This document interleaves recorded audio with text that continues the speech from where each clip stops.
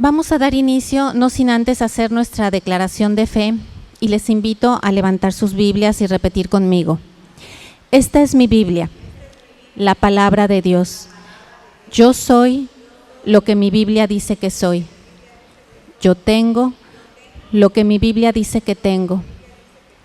Y yo puedo hacer todo lo que mi Biblia dice que puedo hacer. Hoy la leeré, la escucharé, la obedeceré, y la semilla incorruptible de la palabra de Dios penetrará en mi corazón y producirá fruto que transformará mi vida, mi espíritu, mi alma, mi cuerpo, mis finanzas, mi familia, mi iglesia, mi ciudad, para siempre. Nunca más seré el mismo. Nunca, nunca, nunca. Amén. Gracias a Dios por su palabra. Y pues, mis hermanos, el tema que vamos a ver el día de hoy se llama espinos entretejidos. Espinos entretejidos. Y pues, antes de iniciar, les quisiera hacer una pregunta. Esta declaración de fe que hemos recordado, que la hemos dicho quizá decenas de veces, quizá algunos ya cientos de veces, esta declaración de fe que hemos venido repitiendo cada vez que nos congregamos, les preguntaría, ¿qué tanto han creído esto que acabamos de decir? En nuestro día a día, hermanos, ¿qué tanto es lo que nosotros somos los que decidimos qué es lo que está bien y qué es lo que está mal? O, dicho de otra manera también, ¿qué tanto le hemos permitido a la palabra de Dios transformarnos? Hacer todo eso que acabamos de decir. Nosotros somos un agente muy importante para que esto se produzca, porque necesita de nuestra voluntad. Entonces, este tema que vamos a ver, hermanos, que se llama espinos entretejidos, lo vamos a basar en el libro de Nahum. Y pues podemos decir, antes de hacer esta lectura, que nuestro Dios sabemos bien que es un Dios de amor, pero también es un Dios de justicia y de juicio. Y en este libro de la profecía de Nahum vamos a encontrar justamente el carácter de ese Dios de juicio. Y ese juicio llega en un momento, cuando el Señor dice, basta, se acabó la misericordia. Vamos a verlo en el libro de Nahum, Antiguo Testamento, capítulo 1, los versos 1 al 10. Si gustas verlo en tu Biblia. Dice, profecía sobre Nínive, libro de la visión de Nahum de Elcos. Yahvé es Dios celoso y vengador. Yahvé es vengador y lleno de indignación. Se venga de sus adversarios y guarda enojo para con sus enemigos. Yahvé es tardo para la ira y grande en poder, y no tendrá por inocente al culpable. Yahvé marcha en la tempestad y el torbellino, y las nubes son el polvo de sus pies. Él amenaza al mar y lo hace secar, y agosta todos los ríos. Basán fue destruido y el Carmelo, y la flor del Líbano fue destruido. Los montes tiemblan ante él, y los collados se derriten. La tierra se conmueve a su presencia, el mundo y todos los que en él habitan. ¿Quién permanecerá delante de su ira? ¿Y quién quedará en pie en el ardor de su enojo? Su ira se derrama como fuego y por él se hienden las peñas. Yahvé es bueno, fortalece en el día de la angustia y conoce a los que en él confían. Mas con inundación impetuosa consumirá a sus adversarios y tinieblas perseguirán a sus enemigos. ¿Qué pensáis contra Yahvé? Él hará consumación. No tomará 2 veces venganza de sus enemigos. Aunque sean como espinos entretejidos y estén empapados en su embriaguez, serán consumidos como hojarasca, completamente seca. Mis hermanos, aquí el Señor le está hablando a una nación, a un imperio. Este libro de Nahum aproximadamente fue escrito en el año 650 a.C. y se lo escribió el profeta, como lo vimos en un inicio, a Nínive. Nínive era la capital del imperio asirio, un gran imperio. Si ahorita dijéramos, trae a tu mente la nación más poderosa que tú hayas conocido, piénsala en este momento, y Nínive era eso, y quizás 100 veces o 1000 veces más. Era una nación muy poderosa. Podemos decirlo, un imperio mundial de su tiempo. Este lugar se encontraba en Mesopotamia, cerca del río Tigris, en lo que hoy es Turquía. Y ellos, los asirios, se caracterizaban por ser una nación sanguinaria, de guerra.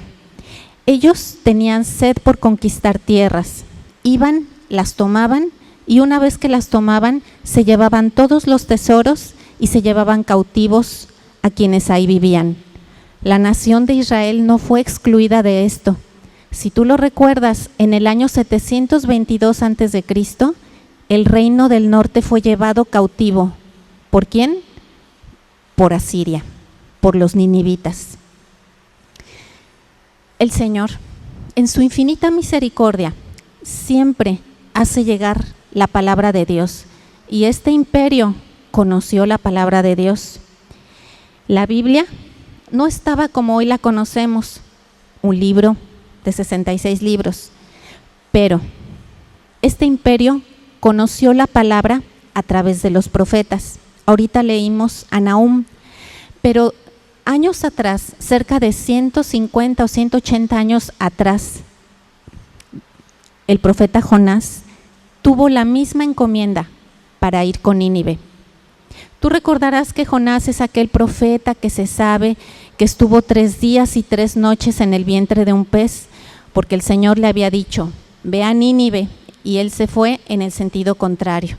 Estaba en el barco y empezó una gran tormenta, entonces lo echan a la mar y se lo cae en las fauces de un gran pez, como lo dice la Escritura. Y estuvo ahí 3 días y 3 noches.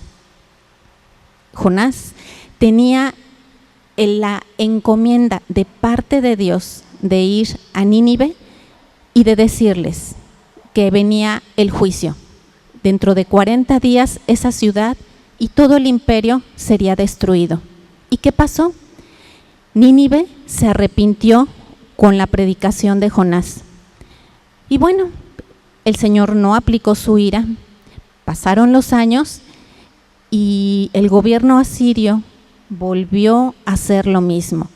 Volvieron a los robos, a asaltar tierras, a expandirse. Volvieron a lo que hacían antes y mucho peor.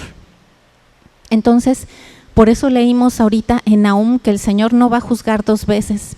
Manda entonces a su profeta, a Nahum, y les dice, basta, el juicio va a llegar. Y el juicio llegó, mis hermanos, en el año 612 a.C. Esa nación tan poderosa fue barrida hasta sus cimientos, terminada, tal y como la Biblia lo dice. Hoy, eso lo podemos leer en cualquier libro de historia, como fue el gobierno de los asirios, que fue un imperio de cientos, quizá miles de años, y que ese imperio se terminó. Cualquier libro de historia nos puede decir eso. La única diferencia es que la palabra de Dios lo dijo con muchos años de anticipación, y así sucedió. Lo dijo Jonás, lo dijo Nahum, y los ninivitas fueron destruidos. ¿Qué le dijo el Señor a esta tierra, a este gobierno? Les dijo que eran como espinos entretejidos. ¿Eso qué significa? Imagínate que tú quisieras entrar por una región que está llena de cactus espinosos. ¿Qué es lo que va a pasar? Te vas a lastimar, vas a resultar herido, adolorido y hasta quizá pierdas la vida. Eso era el asirio. era un lugar de muerte segura. El Señor dijo en lo que acabamos de leer que estaban embriagados. ¿Qué es la embriaguez? Es una forma espiritual de aislarse de la realidad. Ellos tenían la confianza en su imperio, en sus ejércitos, en sus riquezas, pero no en el Señor. Se habían arrepentido. Vinieron los hijos de esa generación y no transmitieron el mensaje del Evangelio, y por eso vino el juicio. Asiria entonces hacía todo lo que mejor le parecía delante de sus ojos. ¿Y la Biblia qué dice de esto? Dice el Salmo 10:4, no hay Dios en ninguno de sus pensamientos. Eso pasó con Asiria. Mis hermanos, ¿estará pasando esto con nosotros? ¿Estaremos permitiendo que el Señor examine nuestros pensamientos las 24 horas del día? Porque dice la Escritura que aunque durmamos, Él examina nuestros riñones, o sea, nuestros pensamientos. ¿Cuál era el problema de esta nación? Lo encontramos en el libro de Isaías. Isaías capítulo 10, versos 12 en adelante. Vamos a ver qué problema tenía esta nación y qué tanto se puede comparar con el día de hoy. Dice Isaías 10, del 12 en adelante. Pero acontecerá que después que el Señor haya acabado toda su obra en el monte de Sión y en Jerusalén, castigará el fruto de la soberbia del corazón del rey de Asiria y la gloria de la altivez de sus ojos, porque dijo: con el poder de mi mano lo he hecho y con mi sabiduría, porque he sido prudente. Quité los territorios de los pueblos y saqué sus tesoros, y derribé como valientes a los que estaban sentados. Y halló mi mano como nido las riquezas de los pueblos, y cómo se recogen los huevos abandonados. Así me apoderé yo de toda la tierra, y no hubo quien moviese ni abriese la boca. Mis hermanos, el libro de Isaías también fue escrito mucho tiempo antes de que la caída del imperio sucediera. ¿Y por qué cayó? Por esto que acabamos de decir, por soberbia. En el año 612 ocurrió lo impensable. Ese gobierno tan poderoso cayó. Entonces, mis hermanos, si la palabra de Dios nos está presentando en este momento, que pudo decir algo que acontecería en decenas y en centenas de años adelante, y sucedió, tal y como la Biblia lo dijo, ¿no sería conveniente que nosotros le diésemos mucho más importancia y honorabilidad a nuestro encuentro con la palabra de Dios? Porque todo lo que está aquí escrito es fiel y verdadero. Entonces, mis hermanos, esta es una situación muy delicada. Estamos diciendo, esa nación recibió el juicio de Dios. El juicio de Dios muchas veces es una vida que se termina antes de tiempo. Entonces, les invito a reflexionar. ¿Verdaderamente has reconocido este libro como la palabra de Dios? Que las palabras que están aquí escritas no son tinta y papel, sino son el aliento del mismo Dios que creó los cielos y la tierra y que lo sustenta. Este libro, mis hermanos, dice que no hay justo ni aun uno, Romanos 3:10. Este libro nos dice que ningún hombre que ha existido desde el primero hasta el último que pisa esta tierra tiene una relación justa para con Dios. ¿Qué dijo el Señor? Él envió a su Salvador, a su Hijo unigénito. Nos dice la palabra que no hay salvación en otro nombre, sino únicamente en Jesucristo. Dice, y en ningún otro hay salvación, porque no hay otro nombre bajo el cielo que pueda ser dado a los hombres en que podamos ser salvos. Jesucristo. No hay corrientes, no hay doctrinas, no hay religiones. Hay solamente un mediador entre Dios y los hombres. Ese sacrificio perfecto que hizo Jesucristo al hacerse carne, al venir a través de una virgen como fue profetizado, al recibir todo el castigo que merecía tu pecado y el mío. Él lo recibió voluntariamente y se presentó como sacrificio delante del Padre. Él recibió toda la ira que merecía tu pecado y el mío. Jesucristo, nuestro Salvador, si tú has recibido esto en tu corazón y lo has creído, la Biblia dice que tú has sido salvo. Pero mis hermanos, si esto tú no lo has creído o si simplemente es una información que escuchas cada domingo y esto no ha transformado tu vida, ¿te acuerdas lo que comentábamos en un principio? Aún no has nacido de nuevo. Así que, si esta palabra es todo lo que dice, la palabra de Dios, aparte de que nos dice que sin Cristo nadie es salvo, la palabra también nos dice que vamos a dar cuentas delante del Señor. Y estamos hablándole a los cristianos, a los creyentes, porque el que no ha creído en el Señor también va a dar cuentas, pero su final es el lago de fuego. Ya nos hablaba nuestra pastora de eso.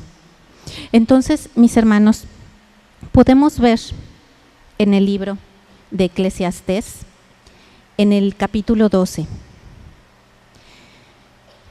el predicador dijo, el predicador que era el rey Salomón, él llegó a un momento de su vida donde hizo un balance de todas las cosas que había hecho y escribió Eclesiastés. Él dijo, bueno, tuve todas las riquezas, tuve toda la sabiduría, nadie más sabio que él. Tuve todas las cosas que mi corazón anheló y sin embargo, él escribe en el libro, en Eclesiastés capítulo 12, pues el fin de todo discurso es este, teme a Dios. El hombre más sabio del mundo dijo, no hay otra cosa más importante en la que puedas invertir tu vida que en temer a Dios, que en tener un respeto reverente por lo que Él es y lo que Él ha dicho. Y entonces dijo en el verso 14 del capítulo 12, porque Dios traerá toda obra a juicio, juntamente con toda cosa encubierta, sea buena o sea mala. Estas palabras, mis hermanos, nos deberían estremecer en lo más profundo. ¿Te lo puedes imaginar? Que vamos a estar delante de Jesucristo, ya no como un cordero inmolado, ya no como aquel del cual hicimos blasfemia y mofa, porque todos contribuimos a su crucifixión. Dice Romanos 14, verso 12, de manera que cada uno dará cuenta de sí delante de Dios, delante de ese Jesucristo exaltado que está actualmente a la derecha del Padre y que de acuerdo a Apocalipsis 5 está siendo exaltado por los ángeles. Entonces, mis hermanos,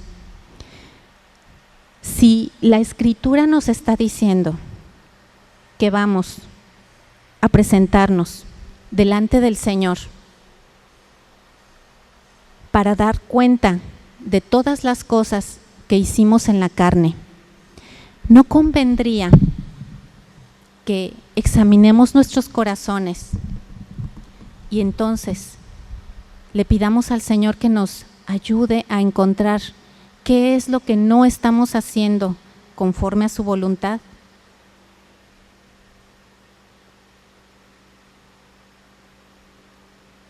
Todos los días, mis hermanos, lo querramos o no, estamos haciendo buenas obras, pero también estamos haciendo malas obras. ¿Y qué es lo que necesitamos? Luz para cambiar de este lado a este lado. Pero mucho más allá de eso, mis hermanos, esto que estamos hablando, de que vamos a dar cuenta delante del Señor, es que ya sea que sean obras buenas u obras malas, hay motivos que están adentro de todo ello. Y esos motivos son los que van a ser expuestos delante del Señor. Pudimos haber hecho una obra que sea muy buena delante de nuestros ojos, pero si los motivos no son puros ni santos, mis hermanos. Esa situación debería de hacernos reflexionar severamente de cuál prioridad le hemos dado a la palabra de Dios. Entonces,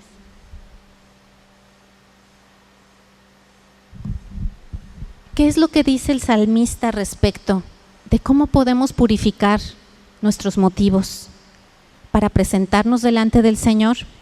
Dice el Salmo 139, 23 y 24: examíname, oh Dios, y conoce mi corazón, pruébame y ve mis pensamientos, y ve si hay en mí camino de perversidad, y guíame en el camino eterno.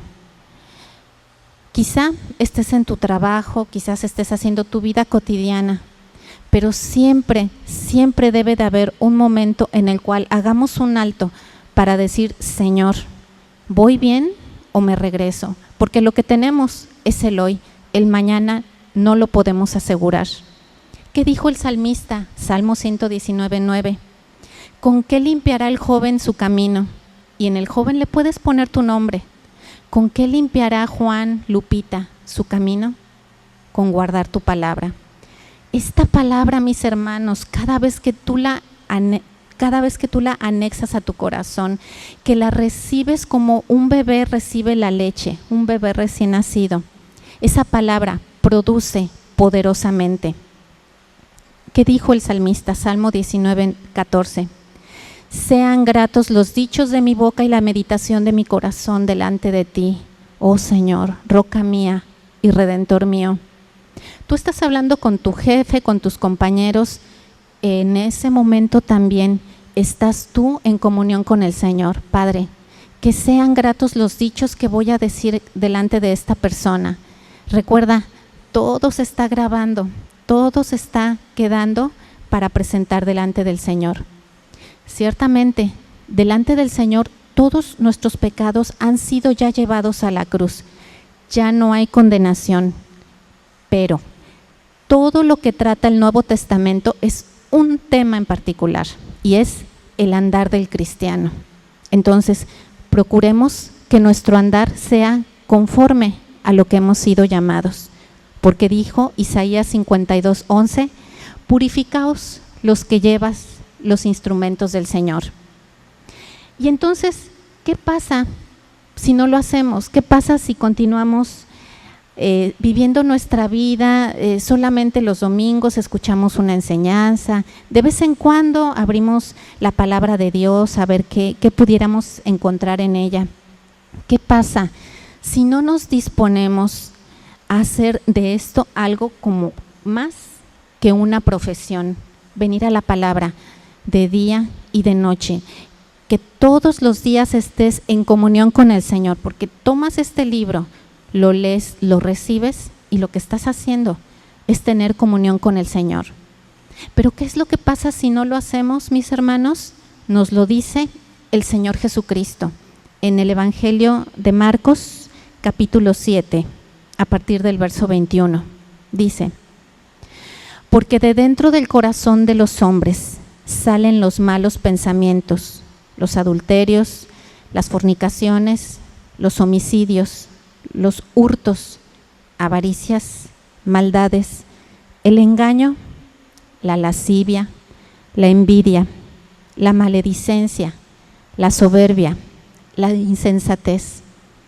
¿Y de qué hablamos que le pasó a Siria? ¿Cuál fue el motivo de su caída? La soberbia. Dice el Señor Jesucristo: todas estas maldades salen de dentro del hombre y contaminan al hombre. Dice la Escritura entonces que si no nos estamos purificando a través de la palabra de Dios, ese remanente que tenemos de nuestra carne, de ese hombre caído que somos actualmente, porque en lo que somos nuevos es en nuestro espíritu, todo esto tiende a emerger de manera natural, porque eso es lo que somos de manera natural. Entonces, necesitamos purificarnos a través de la palabra, purificar nuestros motivos. Y entonces pudieras tú decir, bueno, pero entonces, ¿qué puedo yo hacer para alcanzar ese discernimiento, para darme cuenta si sí estoy haciendo las cosas conforme a lo que es la voluntad del Señor. Porque de acuerdo a Génesis 1, todo lo que él vio que era conforme a su voluntad dijo que era bueno. ¿Qué deberíamos estar haciendo? Una cosa, mis hermanos, es la oración. Lo decíamos hace un momento. Una oración de manera permanente. Está la oración íntima en tu cuarto cuando cierras tu habitación, pero también está la oración a lo largo del día. Esa comunión con el Señor que está 24/7 dispuesto a escucharnos, a decirnos, sí, te equivocaste, pero gracias por preguntarme y yo te voy a decir qué es lo que tienes que hacer. El Señor está dispuesto a hacer eso por lo mucho que nos ama. Veamos un ejemplo entonces de cómo la oración nos encamina hacia esta purificación de nuestros motivos. Lo encontramos en Génesis 24. Ahí tenemos a Abraham, que ya era un hombre muy mayor, y su hijo Isaac ya pasaba de los 40 años, y Abraham le dice a su mayordomo Eliezer que fuera a su tierra y con su parentela para que buscara a la doncella que sería la esposa de su hijo Isaac. Este hombre, que era el que cuidaba toda la hacienda y las posesiones y todas las riquezas de Abraham y que era un hombre de su gran confianza, dice, bueno, pero voy a hacer un viaje de cientos de kilómetros, cientos de millas, y voy a llegar y ¿acaso la doncella querrá venir conmigo? ¿Acaso ella me va a creer todo lo que yo le voy a decir? Entonces, una cosa sí era segura, Eliezer quería hacer la voluntad de su Señor. Y entonces, él yendo hacia Ur de los Caldeos para buscar a la doncella, que sería la esposa del hijo Isaac, él en Génesis 24 hace una oración a partir del verso 12 y dijo, oh Yahvé, Dios de mi Señor Abraham, dame te ruego el tener hoy buen encuentro y haz misericordia con mi Señor Abraham. He aquí, yo estoy junto a la fuente de agua y las hijas de los varones de esta ciudad salen por agua. Sea pues que la doncella a quien yo dijere, baja tu cántaro, te ruego, para que yo beba, y ella respondiere, bebe, y también daré de beber a tus camellos, que sea esta la que tú has destinado para tu siervo Isaac, y en esto conoceré que habrás hecho misericordia con mi Señor. Qué oración tan osada la de este hombre. Él dijo que sea así y así y así. ¿Y qué pasó de acuerdo a la Escritura? Que así fue. ¿Esto de qué nos habla, mis hermanos? Esto nos habla de lo que dijo Jesucristo en Juan capítulo 14, verso 13. Él dijo, y todo lo que pidas al Padre en mi nombre, esto haré, para que el Padre sea glorificado en el Hijo. Eliezer oró en el nombre de Jesús. Él no dijo textualmente, yo quiero que esto suceda así, y dijo, en el nombre de Jesús. No es eso. Cuando pedimos en el nombre de Jesús, estamos exponiendo delante del Padre lo que es su voluntad. ¿Y cuál es la garantía? Que va a haber una respuesta. Y sobre todo, mis hermanos, la respuesta que reciben estas oraciones no es heno y hojarasca, no es para un día o para una sanidad inmediata. Gloria a Dios por eso. Las respuestas que reciben, estas respuestas a estas oraciones tienen fines eternos. Ese es el propósito, de que estemos en comunión con el Señor, de que en esta administración de esta vida que estamos teniendo, la invirtamos en su palabra para hacer este tipo de oraciones poderosas que hagan que se transforme de manera eterna la vida de tus familiares, de tu familia, de tus finanzas, de tu iglesia, de tu ciudad. ¿Te acuerdas que lo decíamos al principio? Entonces, la oración es un recurso muy importante. Otro recurso muy importante con el cual nosotros podemos estar purificando nuestros motivos es a través de ejercitar la palabra de Dios.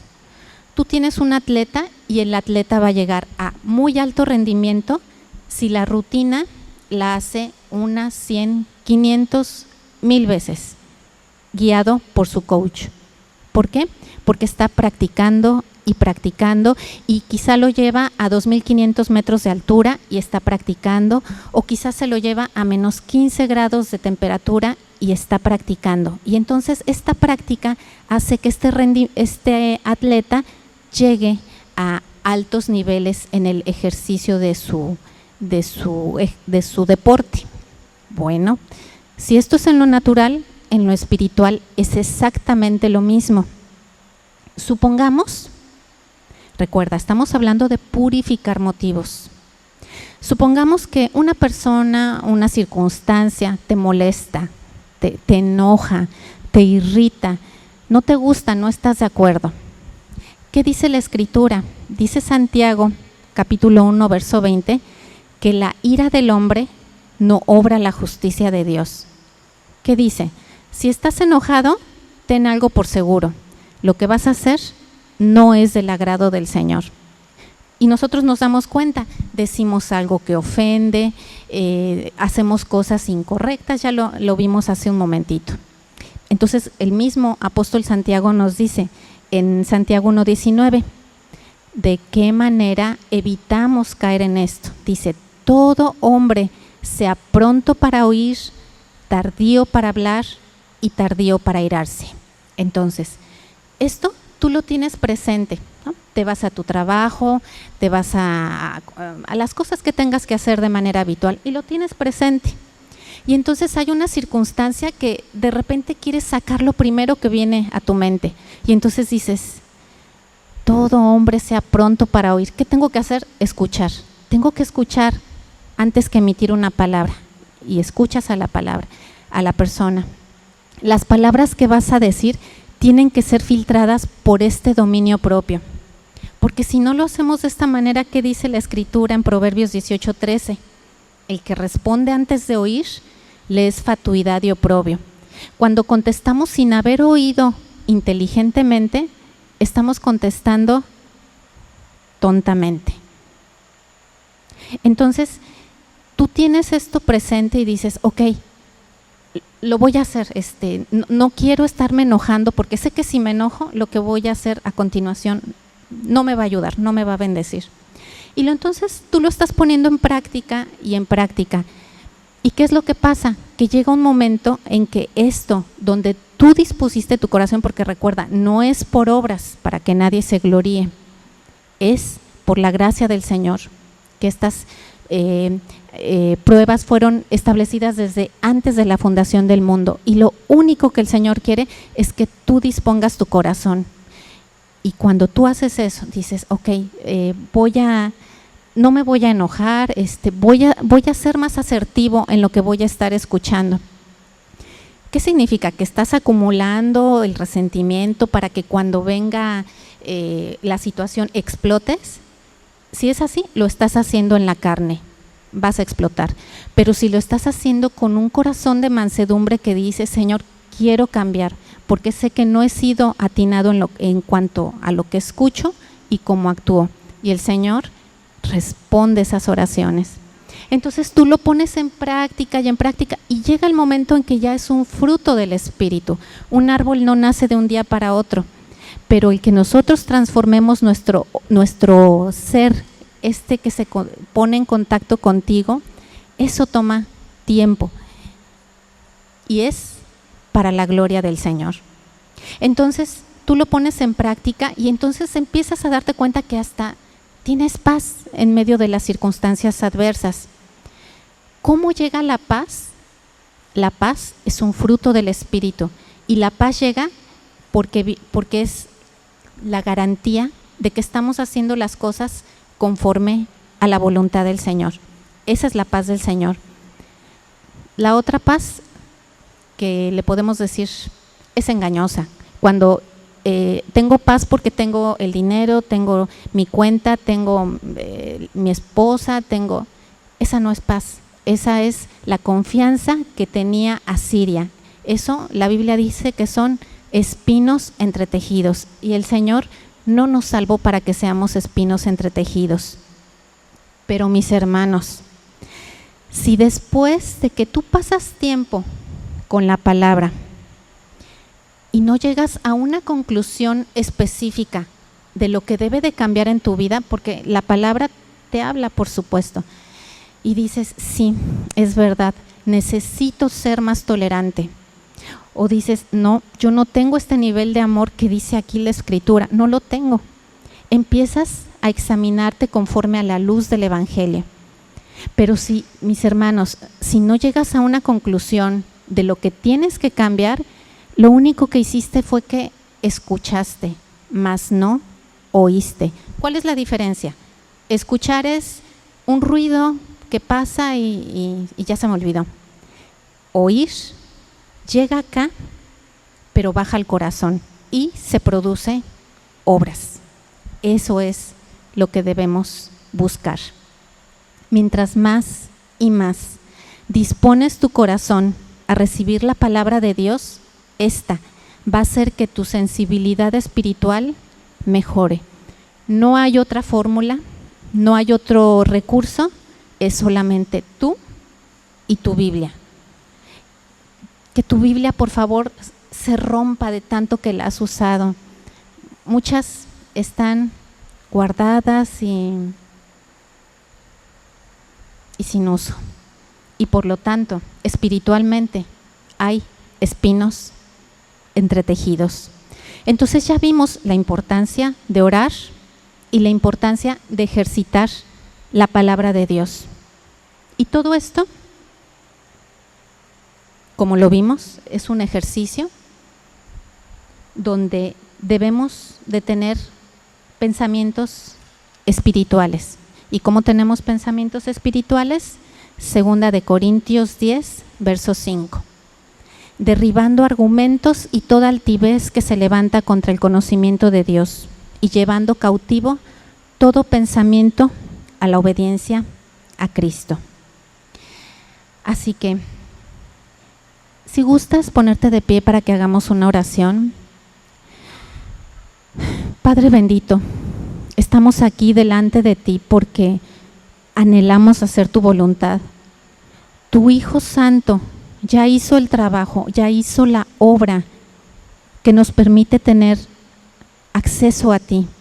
Ahora, Padre, tu palabra dice que necesitamos venir al trono de la gracia para encontrar la gracia. Y siendo purificados a través de tu palabra, nos damos cuenta que cada día es más y más lo que podemos crecer en tu conocimiento hasta llegar a la altura de Cristo Jesús. En esta tierra seremos transformados por tu palabra y entonces nos presentaremos delante de ti con obras de justicia que a ti te agradan, con obras que tienen un final eterno, que contribuye a tu reino. Padre Santo, te pido por todos los que han escuchado este mensaje, transforma sus corazones, Padre, que todo esto que hemos dicho modifique por el poder de tu palabra su espíritu, su alma, su cuerpo, sus finanzas, su familia, su iglesia, su ciudad, y se den cuenta de que nunca más serán los mismos. Nunca, nunca, nunca. Gracias, Padre bendito. Si gustas darle un aplauso a nuestro Señor que nos ha regalado esta palabra, y si gustas tomar tu lugar, ya estamos casi por quedar despedidos y pues vamos a orar por las ofrendas. Padre Santo, en estas ofrendas que se van a levantar, las ponemos delante de ti para que las bendigas y las multipliques, que también bendigas a mis hermanos con las ofrendas y diezmos que ellos vayan a dar. Padre, en esta misma hora te pedimos por tu nación, Israel, que está en conflicto bélico. Guárdalos y protégelos, Padre, porque tú los creaste para ser de bendición a las naciones. Protégelos, guárdalos con tu sangre preciosa. Padre, te pedimos también por nuestros hermanos de Acapulco que tuvieron el día de ayer un terrible huracán. Padre, guárdalos y protégelos, te lo pedimos, bendito Rey. Todo esto te lo damos y te lo ofrecemos en el nombre de Jesús. Amén. Así que todos somos de casa. Tú recuerdas que tenemos los servicios hoy miércoles a las 6 de la tarde y los domingos a las 10 y a las 6 de la tarde. No pierdas la oportunidad de tener contacto con la palabra de Dios. De verdad quisiera verlos aquí delante, dando su testimonio. No de una oración que te hicieron y que tuviste la respuesta, eso es glorioso. Que tú mismo tengas este acercamiento y estas transformaciones que la palabra hace. Así que, pues vamos a quedar despedidos, mis hermanos, si gustan ponerse de pie y alzamos nuestras manos y decimos que la bendición de nuestro Dios, Padre, Hijo y Espíritu Santo sea sobre todos ustedes. Que todo nuestro ser, espíritu, alma y cuerpo permanezcan irreprensibles hasta la venida de nuestro Señor Jesucristo. Que a partir de ahora y hasta que el Señor venga, nos encuentre a ti y a mí, purificando nuestros pensamientos y motivos. Y los que así lo haremos decimos, amén. Quedamos despedidos. Gracias, hermanos.